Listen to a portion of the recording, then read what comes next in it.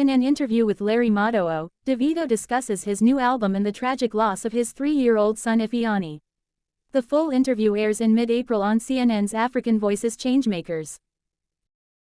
The situation that happened, and I know you don't want to talk about it because it's a difficult situation, anybody would understand. But how did that influence the music you're making and taking time away after a personal tragedy to be able to come back and face the world again? The album, to me, had 3 phases. You know what I'm saying? Before my son passed, we finished the album. The album was done.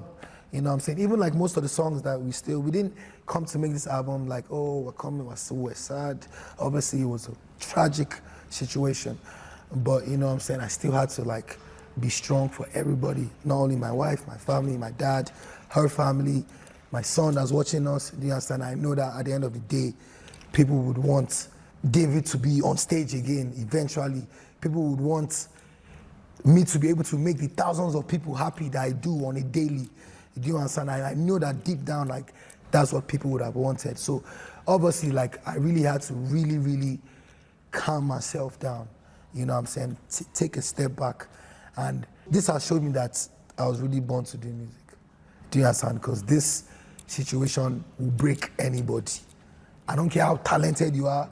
I don't care how you love it. So this situation has shown me that for us to be able to come back and regroup ourselves, gather ourselves, and be strong enough to deliver this record, I feel like that's what we're here to do. That's what we're brought to do in this world. I'm just ready to get back. I'm ready to just, you know, go back on the road. A lot of things are going to be different, you know. But music-wise, you know, on the album, you will hear a couple, you know, songs that, you know, might, you know, take you back and, you know, into some emotions. So with this record, you definitely hear, you know, me talk about a couple things that I've been through personally. But you're also gonna dance. You're also gonna, you know, smile. You're also gonna, you know, hear some cheeky songs. You're also going to hear some songs that you're like, yo, David is stubborn. You're also going to hear some songs where it's everything. You know what I'm saying? It's everything. Like I said, we took our time. And yeah, we're ready for the world to hear it. It's incredibly brave that you're out here performing again, making music, going back on tour.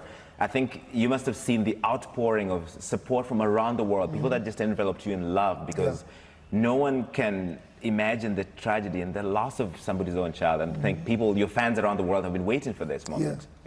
Bro, like, one thing that I'd say has helped, it was the support, you know what I'm saying, from everybody. Like, I've had people that I haven't spoken to in years, and it's just, you know, nobody would want that, and everybody knows that me and Choma didn't deserve that. If anybody in the world even like kind of deserved that thing, like, we didn't deserve that. Because everybody's heart broke for you and for Choma. So we just, you know what I'm saying, like, personally with me, like, the support that I got from people was one of the things that helped me stand up again. I remember I couldn't open my Instagram for like 3 weeks. I was like, on my one day I was like, yo, bring my phone, let me just check it. And then I just checked it and I just saw, like, from every kind of person in the world you can imagine, from politician to sportsman to other musicians to presidents. So like, that was one thing that really, you know, made me like, you know, strong enough to stand up again, get back in the studio, and then, you know, get back to what I do and what I love.